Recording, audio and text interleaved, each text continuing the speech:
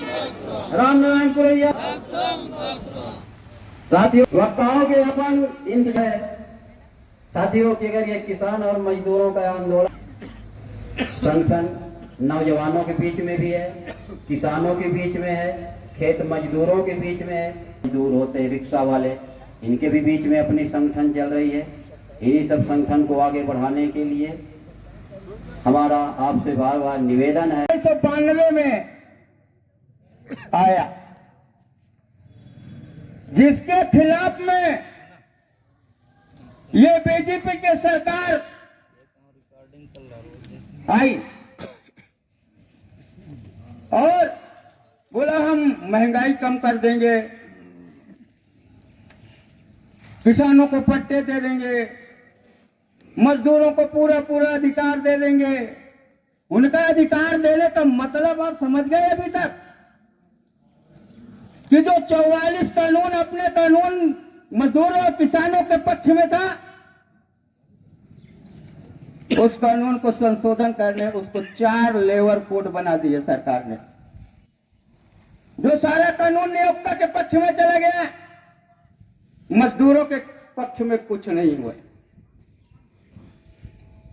तो सारे कानून अगर नियोक्ता के पक्ष में होगा तो इस देश का मजदूर, इस देश का किसान क्या करेगा, क्या मिलेगा उसको? तीसरी बात देखिए, हमारे देश के अंदर इंकलाब जिंदाबाद, हमारी एकता जिंदाबाद। धन्यवाद साथी कामरेड ललन सिंह जी, आपने विस्तार से मजदूर और किसान मजदूर सभा में उपस्थित सम्मानित मंच, हमारी बहनें, माताएं, आंगनबाड़ी कार्यकर्ता, सहायिका, आए हुए हमारे सभी साथीगण, पत्रकार भाई, मैं आप सभी का हार्दिक अभिनंदन स्वागत करता हूं। मैं आप सबको एक चीज बताना चाहता हूं कि भारत में संविधान अपने को अधिकार बहुत है, कहने को तो बहुत है, लेकिन जब तक हम अपनी लड़ाई स्वयं हम नहीं लड़ेंगे तब तक कुछ नहीं होगा। अभी एक आप उदाहरण देख लीजिए, मोजर भी है, पावर प्लांट में मेरी भी जमीन है और अभी तक नौकरी नहीं मिला, उस जमीन पे नौकरी नहीं मिला है। 2-3 बार इंटरव्यू बुलाया गया है बच्चों को, लेकिन नौकरी का अभी तक कोई गुंजाइश नहीं हुई है। और जो बाहर से लोग आके कर रहे हैं वो आज अच्छा वेतन पा रहे हैं और काम कर रहे हैं, पैसा कमा रहे हैं। सबसे बड़ी बात मैं आप लोग को बता दूं, इसमें तो बहुत किसान होंगे, उससे बड़ी कमी हम लोग में है, हम लोगों में कमी है भैया, मैं बता दूं, एकजुटता नहीं है। हम एक नहीं हो पाते, हम इकट्ठे नहीं हो पाते हैं। अपनी लड़ाई जब तक हम लड़ेंगे नहीं तो चाहे सरकार हो चाहे कोई कंपनी हो, वो आपको नहीं देगी। बिना लड़े आप कुछ नहीं पाएंगे। अभी मैं देखता हूँ कि अगर भैया अगर बुलाते हैं कार्यक्रम में तो हम जैसे 100 किसान है तो मुश्किल से 20 या 30% लोग ही इकट्ठा हो पाते हैं। दुर्भाग्य की बात है कि हम लोग बहुत कम संख्या पे आते हैं। लेकिन मैं एक ही निवेदन करूंगा, हम सब मिल के और सब एकजुट होके, अभी ये जो अप्रैल में है अपना दिल्ली में कार्यक्रम है, इसमें भी हम सबको चलना है, एकजुटता दिखाना है और अपनी संख्या हम सबको दिखानी है। और मैं पुनः एक बार बताऊंगा भैया कि जब तक हम अपनी लड़ाई नहीं लड़ेंगे तब तक कुछ नहीं होगा। हमको सबको एकजुट रहना है और लड़ना है। इन्हीं शब्दों के साथ मैं अपनी वाणी को यहीं विराम दूंगा। जय हिंद, जय भारत। ब्लॉक में जो है सीटों का जो कार्यक्रम रखा गया है, और क्या है ये हक और लड़ाई, हक किसका है? हक और अधिकार की लड़ाई के लिए। तो आज तक हम लोगों ने अपना हक और अधिकार क्यों नहीं मिल पाया? इसके लिए मैं चाहता हूँ अपना ग्रामीण स्तर के भाइयों से, बहनों से, माताओं से, नए बच्चे बच्चियों से, स्कूल वालों से, विद्यार्थियों से एवं हमारे जो सामने हमारे विशिष्ट अतिथि, मुख्य अतिथि एवं सभी इस सेतु के आप सभी लोगों को हार्दिक अभिनंदन और मेरे तरफ से स्वागत। आज यह जो है क्या है? अधिकार दिवस।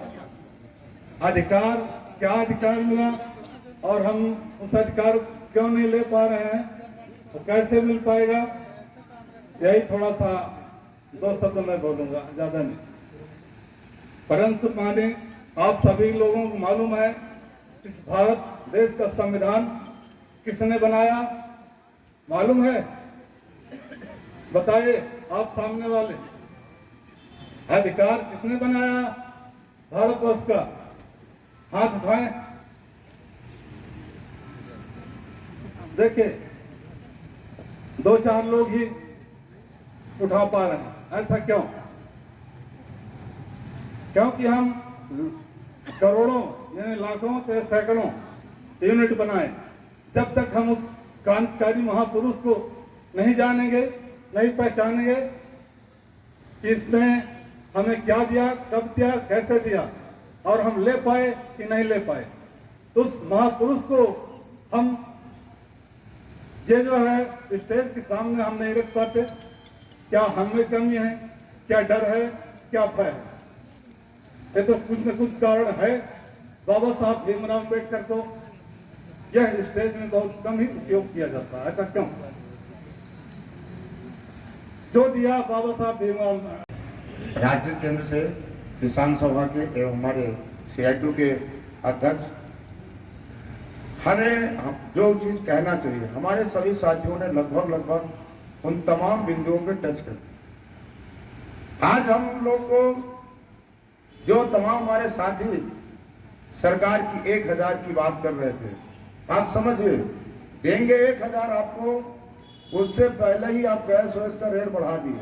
व्यवहारिक रूप में क्या है, आपको दे कुछ नहीं रहे हैं, वो उन चीजों को बढ़ाते हैं जो वास्तव में डे टू डे रोज हमें रोजमर्रा का सामान, चाहे वो तेल हो, खाने पीने के सामान, उनमें बढ़ोतरी कर रहे हैं, उनपे कटौती कर रहे हैं, टीवी और तमाम चीजों में। हमें आपको समझना है ये दे कुछ नहीं रहे, हमें लूट रहे हैं। इसलिए आज ये कन्वेंशन का मेन उद्देश्य है कि हम लोगों ने किसान मजदूर, खेत मजदूर का एक हुजूम ये सरकार को बताना चाहता है, जो सरकार की मुहिम एकमात्र एक सूत्री बना है कि तमाम हमारे नौजवानों को, तमाम लोगों को चुनाव के दौर या वैसे नशे की लत में लगाना, इनकी एक सोची साजिश चाल के तहत काम की जाती है। उसका मुकाबला करने के लिए 5 अप्रैल को किसान मजदूर, खेत मजदूर, ये सभी मिलके दिल्ली पे कूच करने जा रहे हैं 5 अप्रैल को, और ये बताने जा रहे हैं कि तुम्हारी नशे की लत पे हमें जो गुमराह करने की कोशिश कर रहे हैं, ये हमें स्वीकार नहीं है। और मुझे उम्मीद है कि अनूपपुर जिला का, हालांकि ये बात जरूर है कि लगातार इस दौर में अनूपपुर जिला में लगातार संघर्ष जारी रहा। आंगनबाड़ी को भी लगातार अनशन चला। कल हमारी आशा उत्सव पर 15 तारीख से 1500 के लोग काम न करने का ऐलान, हड़ताल का उन्हें ऐलान किया है। इसी तरीके से सभी लोग करेंगे। और 5 अप्रैल को मेरा निवेदन होगा, हम अपने तमाम किसान मजदूर, छात्र, नौजवान सभी से अनुरोध करेंगे कि 5 अप्रैल को जो दिल्ली में सांसद मार्च करने जा रहे हैं, जिस पे अब तक का आंकड़े के आधार पे हमें उम्मीद है कि 10 लाख से ऊपर हम लोग पहुंचने वाले हैं। वहां मुझे उम्मीद है कि अनूपपुर जिला का भी उपस्थिति बढ़ चढ़ के हो, जबकि अब तक का आंकड़ा रहा, चाहे कोरोना का दौर हो, चाहे कुछ भी हो, अनूपपुर जिला बेहतर प्रदर्शन किया है। इसी आशा उम्मीद के साथ मुझे उम्मीद है कि आप लोग 5 अप्रैल को पुनः पुरानी रैली के हिसाब से, जैसे हम लोग चलते थे, खेड़ों में बैठेंगे और जाएंगे, और जहां पे ही हो थोड़ा भी होगा वही आंदोलन होगा। आंदोलन की कोई जगह सीमा नहीं है। इसी आशा उम्मीद के साथ सभी साथियों को लाल सलाम, इंकलाब जिंदाबाद। शासन प्रशासन तक पहुंचाने का काम करते हैं वो साथी कामरेड जुगल किशोर राठौर जी, जो संयुक्त ठेकेदारी मजदूर यूनियन के अध्यक्ष हैं। मैं अध्यक्षता कर रहे साथी आशा राठौर जी, रामू यादव जी, रमेश सिंह जी, बिरसू सिंह बैगा जी, और इस संयुक्त कन्वेंशन को मार्गदर्शन देने के लिए CITU मध्य प्रदेश के अध्यक्ष साथी रामविलास गोस्वामी जी, मध्य प्रदेश किसान सभा के उपाध्यक्ष साथी रामनारायण कुररिया जी, हमारे सीटू जिला कमेटी अनूपपुर के महामंत्री साथी इंद्रपति जी और उपस्थित सभी क्रांतिकारी साथियों, मित्रों, अभी हम 25 फरवरी तक अखबारों में पढ़ करके, टीवी चैनलों से के माध्यम से सुन करके सराबोर हो गए थे कि इस देश और प्रदेश की सरकार विकास यात्रा चला रही है। सुनने में तो बड़ा आकर्षक है, विकास यात्रा। इसके कुछ दिन पहले हमारे देश के महामहिम उपराष्ट्रपति जी का इस जिले के अंदर दौरा हुआ और पुष्पराजगढ़ जनपद पंचायत के एक गांव को उन्होंने चुना, जिस गांव में बैगा जनजाति के लोग रहते थे। उनके पारंपरिक भोजन गजरा भाजी, चेंज भाजी, कोदो, कुटकी का भोजन खाने का उन्होंने आग्रह किया और कमोवेश खाए भी। और वहीं से ये ऐलान हुआ कि हमारे बैगा जनजाति के लोगों का जीवन स्तर को ऊपर उठाए जाने के लिए पूरा देश मध्य प्रदेश कृत संकल्पित है। अच्छा लगा। लेकिन जतयरी जनपद पंचायत के ग्राम पंचायत थोड़ी पानी में के गांव है गट्टा टोला, जहां पर संपूर्ण आबादी बैगा जनजाति के लोग रह रहे हैं, जहां से एक सप्ताह से बिजली विभाग के द्वारा उनके बिजली कनेक्शन काट दिया गया। और सिर्फ बिजली कनेक्शन ही नहीं काटा, बल्कि ट्रांसफार्मर भी उखाड़ करके और ले आया, जहां पर आज वही बैगा जनजाति के लोग, उनके बाल बच्चों का एग्जाम चल रहा है, मिट्टी तेल भी नहीं मिल रही है सहकारी उचित मूल्य की दुकानों पर, और मिल भी रही है अगर कहीं तो इतनी महंगा है कि उनकी जो हैसियत नहीं है कि उसको खरीद करके और लालटेन जला करके अपने बाल बच्चों के भविष्य को सजा सके, संभाल सके। मैं पूछना चाहूंगा मध्य प्रदेश के मुखिया शिवराज सिंह चौहान सरकार से, मैं पूछना चाहूंगा इस देश के प्रधानमंत्री नरेंद्र मोदी जी से कि मान्यवर, ये कौन सी विकास है, किस तरह का विकास है। एक तरफ से आपके इस देश के महामहिम उपराष्ट्रपति जी बैगा जनजाति के जीवन स्तर को ऊपर उठाए जाने की बात करते हैं, और दूसरे तरफ जतयरी जनपद पंचायत क्षेत्र के थोड़ी पानी पंचायत के ग्राम गट्टा टोला के बैगा जनजाति के लोगों को एक सप्ताह से अंधेरे में रहने के लिए मजबूर किया जाता है। मित्रों, हमारे विकास यात्रा वाले टास मोजर बेयर पावर प्लांट के प्रभावित गांव अमगामा, बुआरी, मुर्रा टोला, केवटार के प्रभावित काश्तकारों, अतिक्रामकों एवं अन्य काश्तकारों से भी मिल लिए होते। आज मोजर बेयर पावर प्लांट की स्थापना के लिए लगभग 13 साल भू अर्जन की कार्रवाई हुए हो गया।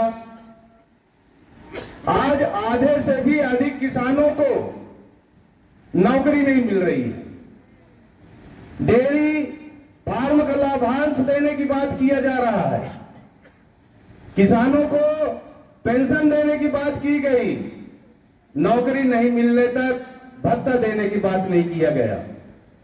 लेकिन आज 5वां माह हो गया, उन भूमिहीन किसानों को जो कभी बड़े किसान हुआ करते थे, आज उनके बाल बच्चे भू-अर्जन की कार्रवाई होने के बाद सड़क में आ गए और उनको 5-5 माह से डेयरी का लाभांश, पेंशन और भत्ता नहीं दिया जाता। ये काश विकास यात्रा करने वाले उन किसानों से भी मुलाकात कर लेते, तब उनको समझ में आती कि इस देश के अंदर, इस प्रदेश के अंदर कैसी विकास चल रही है। अभी हमारे चौधराम भाई ने आप लोगों के समक्ष बात रखा। हम आगे बढ़ेंगे और हमारी मांगे पूरी होंगी, हमारी शर्तें पूरी होंगी, क्योंकि जैसे आप सभी लोग जानते हैं हम अलग अलग विभाग से मजदूर हैं और कर्मी हैं, हम अलग अलग हैं। हमें एकजुट होना पड़ेगा, तब जाके हमारी बातें सरकार तक पहुंचेंगी। जैसे कि आप सभी लोगों ने देखा होगा कि जब हम अंगूर खरीदने जाते हैं तो अंगूर का गुच्छा अलग अलग होता है और एक अंगूर का गुच्छा होता है। जो अंगूर का गुच्छा अलग अलग होता है अंगूर, उनकी कीमत कम होती है। जो अंगूर बंधे हुए होते हैं अंगूर के गुच्छे, उनकी कीमत ज्यादा होती है। वैसे अगर हम बिखरे हुए होंगे तो हमारी कोई कीमत नहीं होगी, ना हमारी सरकार सुनेगी, ना हमारे जो पदाधिकारी ऊपर बैठे हैं वो भी नहीं सुनेंगे हमारी बातें। इसीलिए हम सबको एक साथ होकर, जुट होकर ये लड़ाई करनी पड़ेगी। अभी हमारी 26 और 27 को अनूपपुर में हमारी आंगनबाड़ी कार्यकर्ता, रसोइया, हम सभी ने भूख हड़ताल रखी थी और हमने अपनी मांगों को सरकार के सामने 26 सूत्री मांगों को रखा था। लेकिन अभी जो बजट पेश किया गया उसमें हमारा कोई भी बजट सामने नहीं आया। यह बहुत दुख की बात है। जैसे कि हमारे बीच सभी लोगों ने बहुत सारी बातें रखी, लेकिन सरकार को सबसे ज्यादा स्वास्थ्य और शिक्षा में ही ध्यान देना चाहिए, क्योंकि जब हमारा स्वास्थ्य अच्छा होगा, हम मानसिक रूप से, शारीरिक रूप से अच्छे होंगे और हमारी शिक्षा अच्छी होगी तो हम शिक्षा के साथ साथ सभी चीजों में मजबूत होंगे। हमें सरकार से ये कन्यादान योजना नहीं चाहिए, कंप्यूटर नहीं चाहिए, मोबाइल नहीं चाहिए, क्योंकि हम जब सक्षम होंगे तो हम सब कुछ कर लेंगे। हमारी बेटियों की मामा जी शादी करते हैं, जब हम सक्षम होंगे तो क्या हम अपनी बेटी की शादी नहीं कर सकते हैं? आजकल मोबाइल, फेसबुक, व्हाट्सएप, ये सब में अंतर्राष्ट्रीय महिला दिवस मनाया जाता है, किशोरी बालिका दिवस मनाया जाता है, लेकिन वो सब पोस्टर में ही है। अगर हमको सच में मान सम्मान दिया जाएगा, जब हमको मान सम्मान तब मिलेगा जब हम सक्षम होंगे, हमारे पास रोजगार होगा। आज बड़े बड़े अधिकारी बैठे हैं जो हमारे किसान मजदूर को, हमारी आंगनबाड़ी कार्यकर्ता, सहयोगिनी और सभी निचले स्तर के जो कर्मी हैं उनको बहुत ही हीन भावना से देखते हैं। हमारा अपमान किया जाता है। हमको सम्मान चाहिए, सही रूप में सम्मान चाहिए, सामने से सम्मान चाहिए। हमको नहीं चाहिए पोस्टर में साल भर में एक बार जो आता है महिला अंतर्राष्ट्रीय दिवस, वो सिर्फ भाषणबाजी में रहता है। हमको सच में सम्मान चाहिए तो सरकार को हमें रोजगार देना होगा। जैसे कि बोलते हैं जय जवान जय किसान, नारा तो लगा देते हैं, पर इनको क्या सुविधा दी जाती है? ना तो उनके पास लाइट होता है, ना जब वो खेती करते हैं उनके पास सही समय पर लाइट नहीं होती है, उनकी खेती बर्बाद हो जाती है, उनकी खेतियां नष्ट हो जाती है, तो उनको सही समय में मुआवजा भी नहीं दिया जाता है। जब जय जवान जय किसान का नारा है तो उनको सही सुविधा दी जाए।